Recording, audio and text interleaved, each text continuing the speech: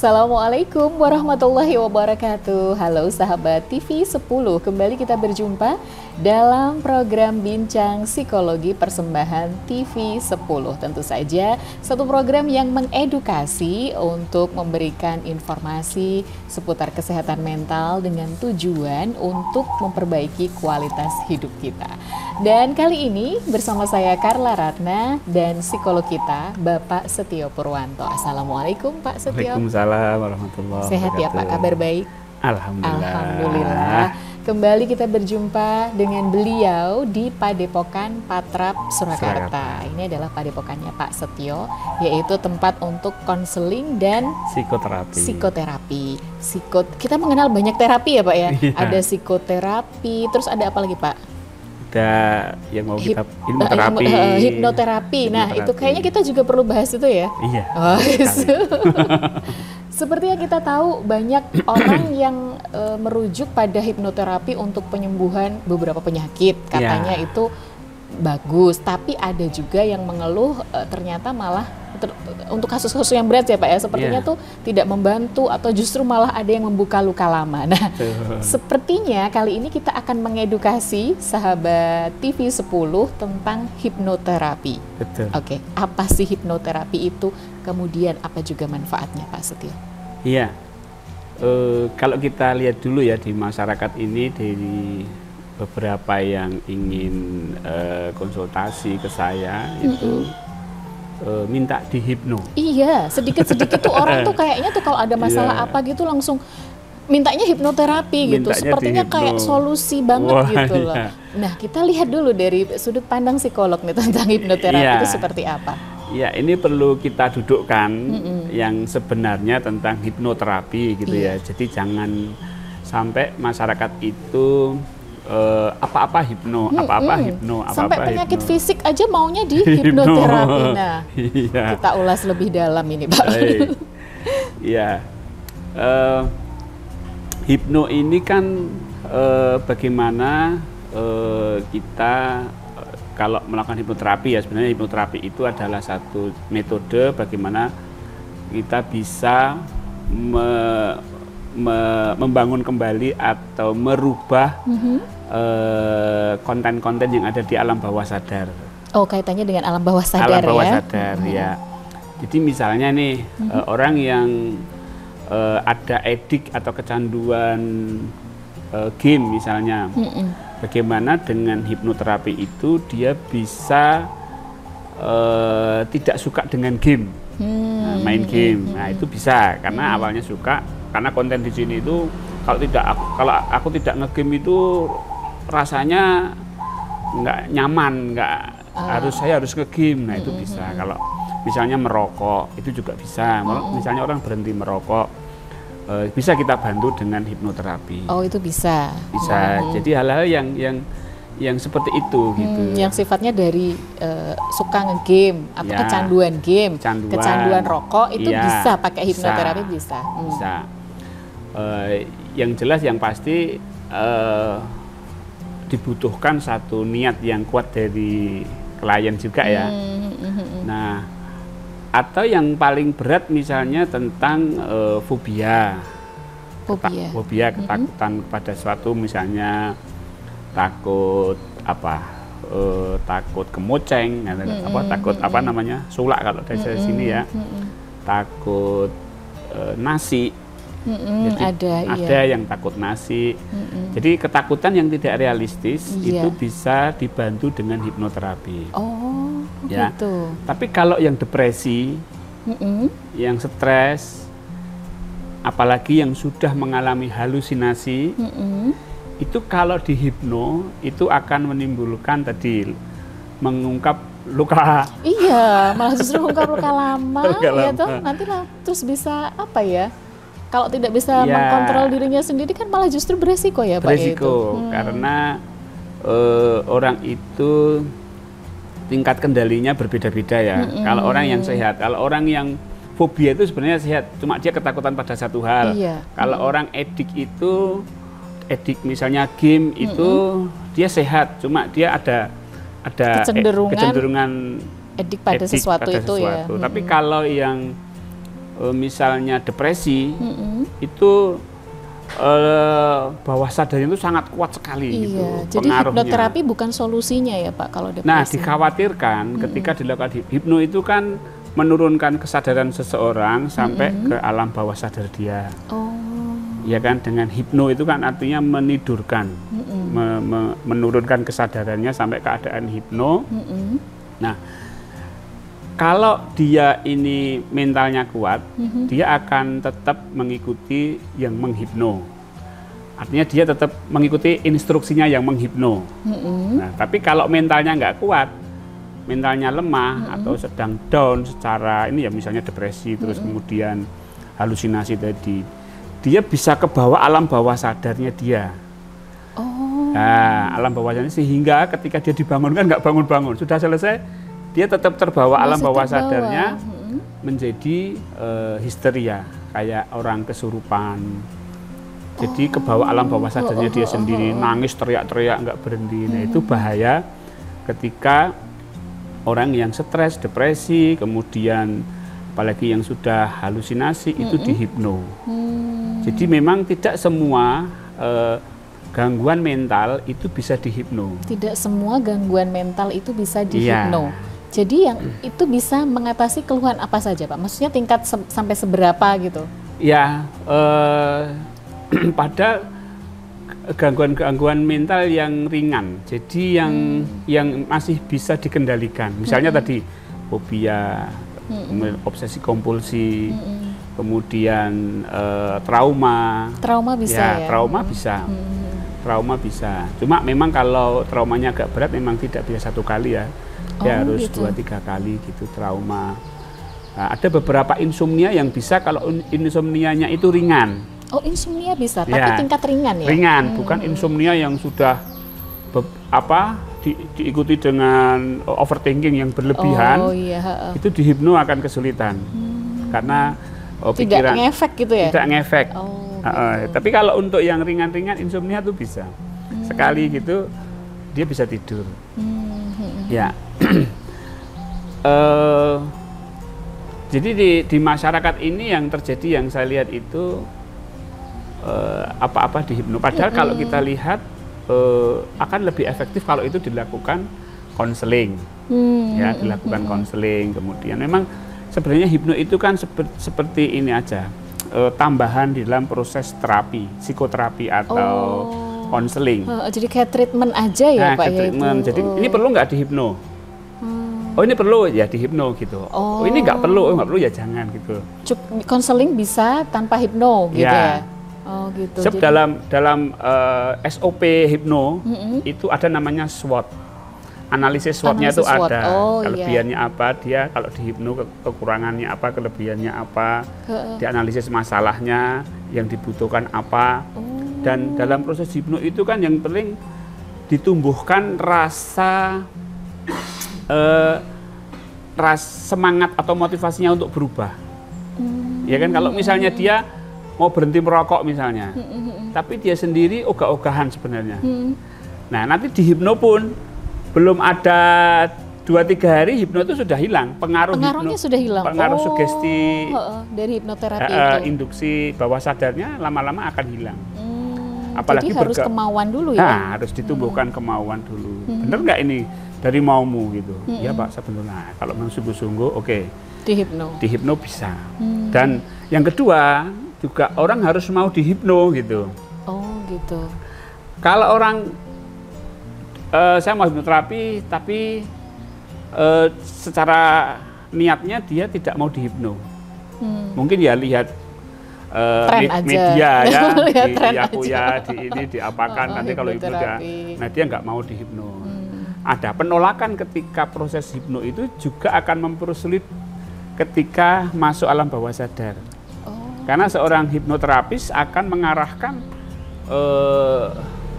mengarahkan yang dihipno itu, klien itu untuk secara rela masuk alam bawah sadar dia. Secara rela? Iya, secara rela. Kalau tidak rela dia nggak akan bisa. Terjadi penolakan ya? Penolakan. Makanya hipnoterapis itu juga efektif bagi mereka yang memang mau dihipno. Yang mau dihipno. Nah, mau dihipno dan perubahannya jelas gitu. Apa yang mau dirubah itu jelas. Saya mau dirubah apa? Kamu mau dirubah apanya? Ada progresnya ya, karena kemauan itu tadi ya. Ya. Karena apa sifatnya itu mensugesti gitu ya Pak ya, iya, hipnoterapi. Jadi ketika sudah masuk alam bawah sadar, nah dia dimasuki sugesti. Gitu. Makanya diperlukan kerelaan. Ya, itu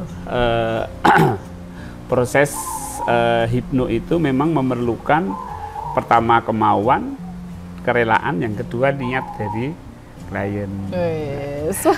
Seru sekali ya bicara tentang hipnoterapi. Kayaknya memang sedang tren soalnya apa-apa itu langsungnya pengennya di hipnoterapi aja. Nah nanti bagaimana cara kerjanya hipnoterapi, terus apakah juga ada resikonya, terus langkahnya tuh seperti apa, akan kita perbincangkan ya Pak ya setelah jeda. Jadi jangan kemana-mana, tetap di Bincang Psikologi bersama TV 10. Kami segera kembali.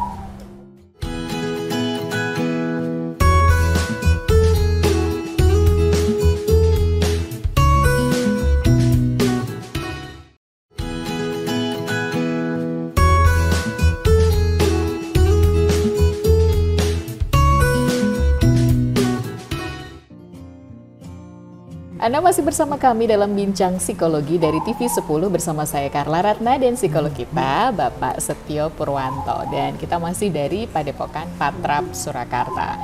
Jadi kalau Pak Setio bisa ya Pak, menghipnoterapi itu bisa ya? Membantu bisa membantu untuk proses hipnonya. Sebenarnya bagaimana sih Pak cara kerjanya dari hipnoterapi ini? Iya, biasanya kalau ada klien saya yang minta hipno, itu saya ajak diskusi dulu, oke? Jadi dianalisa dulu ya, mana yang butuh hipnoterapi dan mana yang enggak, tidak selalu menuruti kemauan klien harus di hipnoterapi. Saya kan perlu tes, syaratnya tes itu saya perlu mengetahui sejauh mana motivasinya, sejauh mana kerelaannya untuk mengikuti proses hipno. Itu perlu saya ketahui dulu. Kemudian saya perlu tahu masalahnya tuh di mana, sehingga karena nanti ada proses namanya induksi. Induksi itu memberikan sugesti. Ketika dia sudah masuk alam bawah sadar dia, saya perlu untuk memberikan sugesti atau menginduksi bawah sadarnya sehingga nantinya ketika sudah bangun itu sugesti saya bisa bekerja. Artinya bekerja itu misalnya mulai sekarang berhenti merokok. Nah, ketika sudah diinduksi seperti itu, nanti diharapkan ketika sudah selesai itu akan bekerja induksinya tadi. Maka saya perlu tahu masalahmu itu apa, kok kamu pengen hipnoterapi itu apa masalahnya, sehingga nanti induksinya atau sugestinya bisa tepat ya, tepat sasaran. Harus tahu dulu, dianalisa dulu. Iya, dianalisa dulu. Nah kemudian itu yang dinamakan dengan pre-induksi atau pre-talk ya. Jadi diskusi dulu lah, atau konseling. Nah, kemudian setelah terjadi kesepakatan, saya tanting bahasanya kan. Oke, siap dihipnotis, siapa? Ikuti instruksi saya, mau. Nah, dan kamu berniat mau berubah pada poin yang kita sepakat tadi, iya Pak. Nah, itu baru mulai. Nah, prosesnya mulai saya bawa dia ke alam bawah sadar dia. Seperti proses tidur sebenarnya. Oh, seperti proses tidur. Iya, jadi cuma saya tuntun. Saya ajak dia untuk relaksasi, kendorkan, ikuti nafas, kemudian bayangkan Anda berada di satu tempat yang nyaman. Nah, terus dimulai. Ini saya nanti ke hipnotis nggak? Ini saya nanti ke hipnotis nggak ya? Oke, membayangkan tempat nyaman. Kemudian setelah itu saya bawa untuk masuk ke alam bawah sadarnya. Misalnya Anda berada di danau, di pinggir danau, kemudian di belakang kamu itu ada sebuah hutan yang sangat indah. Oh, diajak membayangkan seperti itu? Iya, membayangkan untuk masuk ke, kan membayangkan itu pintu masuk ke bawah sadar dia. Ya. Di belakangmu itu ada sebuah hutan yang sangat indah, yang sangat cantik. Kamu tertarik masuk ke situ, kamu melangkah ke situ, satu, lebih dalam lagi, dua, lebih dalam lagi, tiga, empat.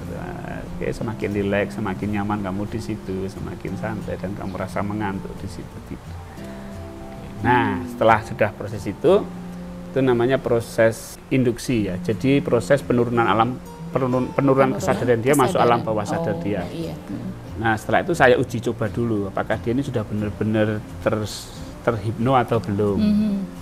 Ya, misalnya dengan apa? Coba angkat tanganmu yang sudah saya bebani dengan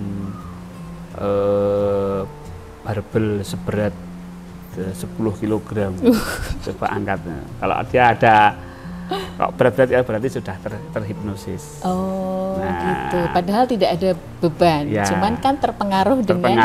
Misalnya, oke, tanganmu sekarang sudah saya bebani dengan barbel 10 kilo. Nah, kalau dia masih begini berarti belum. Oh, oke, dicek dulu berarti ya, tes kesadaran. Tes kesadaran dulu. Ya, tes kesadaran dulu. Nah, setelah dia, oke, sekarang barbel sudah saya ambil, kamu rileks, lebih rileks lagi, lebih santai lagi, kamu nikmati suasana yang ada sekarang ini. Gitu. Nah, setelah itu baru disugesti. Mulai saat ini kamu berhenti merokok. Saat ini kamu berhenti merokok. Tak ulang-ulang, biar masuk ke alam bawah sadar dia. Setelah cukup, kemudian saya bangunkan dia. Oke, kamu kembali ke danau itu lagi, dan kamu menemukan cahaya yang terang, dan kamu mulai buka mata, dan kamu kembali seperti keadaan semula. Nah, prosesnya seperti itu. Makanya kalau depresi bisa jadi diajak ke alam bawah sadar, lari sendiri ya Pak ya, karena prosesnya seperti itu tadi. Atau dia nyaman, udah Pak, saya di sini aja, nggak mau dibangunkan. dibangunkan. Bisa jadi seperti itu ya. Jadi sekali lagi memang karena begini Pak, yang saya lihat ya di beberapa media sosial atau mungkin di iklan ya, hipnoterapi bisa mengatasi berbagai masalah, ada yang sakit ini. Kalau sakit secara fisik berarti nggak bisa kan ya Pak? Atau gimana Pak? Kalau misalnya kalau penyakit fisik yang disebabkan oleh psikis itu bisa. Misalnya alergi. Misalnya dia alergi apa? Pisang goreng. Sayang banget ya kalau alergi kok pisang goreng ya. Pisang goreng. Tapi dia suka pisang goreng gitu loh. Berarti kan nanti sugestinya mulai sekarang kamu tidak lagi suka pisang goreng, sehingga dia berhenti makan pisang goreng. Karena alergi. Oh, gitu ya. Jadi dia berhenti makan pisang goreng, otomatis alerginya sembuh kan gitu. Nah, seperti itu tuh bisa. Tapi kalau penyakit gatalnya itu karena ada gangguan fisik yang lain, bukan karena psikologi, ya disugesti ya tetap ini nggak mempan ya. Nggak mempan karena itu fisik gitu. Saya ada teman yang fobia. Ini loh Pak, kalau misalnya lihat lem, balsem itu bisa Pak. Itu gimana itu? Secara teknis itu termasuk apa? Fobia atau apa? Itu masuk fobia. Mungkin di masa lalunya itu dia pernah mengalami keadaan yang tidak menyenangkan terkait dengan hal-hal seperti itu gitu. Balsam, lem gitu ya, yang sejenis seperti itu. Mungkin ketika pegang lem atau apa itu tiba-tiba ada halilintar yang mengagetkan misalnya, kemudian atau baru asik-asiknya main lem, diteriaki orang tua dari belakang, "Hei, jangan main lem." Gimana? Ya, itu sehingga terkoneksi antara ketakutan dengan lem itu. Jadi lem ini menjadi pemicu munculnya fobia, sehingga jadi takut. Sebenarnya yang ditakutkan bukan lemnya, takutnya itu adalah munculnya rasa takut yang lalu yang rasa tidak nyamannya itu. Nah, terkoneksi dengan memori masa lalunya itu. Itu bisa pakai hipnoterapi bisa. Nah, itu bisa. Hal-hal yang seperti itu kan berarti tinggal merubah masa lalunya ini apa gitu. Misalnya apa ya, tentang lem itu dulu ini perlu konseling dulu kan. Enggak, dulu ingat ya. Awalnya gimana? Umur berapa? Nah, kan ditelusuri itu, di-track ininya, memorinya. Oh iya Pak, ketemu Pak, ini. Gitu. Ya, nanti sugestinya itu dipositifkan gitu. Atau diputus ininya. koneksi antara lem dengan ketakutannya itu. Nah, sehingga ketika melihat lem sudah nggak takut lagi. Gitu, itu bisa ya? Nah, itu bisa dibantu ya. Semuanya itu usaha. Jadi gini, dalam hipnoterapi itu tidak menjanjikan hasil. Oh, gitu ya. Dia hanya menjanjikan proses. Menjanjikan proses. Ya. Jadi kalau misalnya orang dihipno, apa bisa sembuh? Apa sekali hipno langsung bisa sembuh? Saya nggak tahu. Loh, kalau iklan kan ada yang menawarkan seperti itu kan? Iya. Tapi sebenarnya dalam hipno itu menawarkan proses. Menawarkan proses. Saya bantu Anda untuk proses hipno dan saya sugesti itu prosesnya. Sembuh apa enggak? Ya ini usaha. Kita usaha ya. Ini, saya tidak bisa menjanjikan, tapi kalau proses hipno saya layani. Gitu. Nah, kadang-kadang, wah kalau nggak ada hasilnya enggak Pak, itu ini saya butuh hasilnya, ya sudah saya nggak bisa apa-apa. Ya nanti sudah dihipno ternyata masih takut, saya dituntut. Sekali lagi proses ya. Iya, proses. Seperti halnya dokter ya Pak ya. Ya sebenarnya semua penyembuhan pun sama ya, tidak ada yang bisa memastikan ini sembuh, itu pasti nggak bisa. Ini juga usaha. Usaha. Oke, bicara tentang hipnoterapi, menarik sekali. Namun karena keterbatasan waktu, kita sampai di penghujung acara. Mungkin ada yang mau disampaikan untuk sahabat TV 10 terkait dengan tema kita di kesempatan kali ini, Pak Setio. Iya, sahabat TV 10 tentang hipno ini jangan latah apa-apa minta dihipno, konsultasikan dengan psikolog. Apakah perlu hipno atau tidak, sehingga mendapatkan jalan keluar yang yang sesuai ya. Terus kemudian juga jangan mudah tergiur dengan tawaran-tawaran hipno yang menggiurkan, karena nanti sudah keluar biaya banyak tapi hasilnya kurang maksimal karena kesalahan mahal masalahnya. Oke, jadi tujuan kita adalah untuk mengedukasi ya Pak betul. untuk itu tadi meningkatkan kualitas hidup yang lebih baik. Betul. Pastikan Anda berkonsultasi dulu. Kalau bisa konseling tanpa hipno udah sembuh kan? Nah, why not ya? Tetap ke psikolog dulu. Baik. Yeah. Terima kasih untuk kebersamaannya. Semoga apa yang kami sampaikan bermanfaat. Saya Carla Ratna dan Bapak Setio Purwanto undur diri. Sampai jumpa lagi dalam program Bincang Psikologi di lain kesempatan. Tetap di TV 10, inspirasi dan edukasi. Wassalamualaikum warahmatullahi wabarakatuh. Sampai jumpa.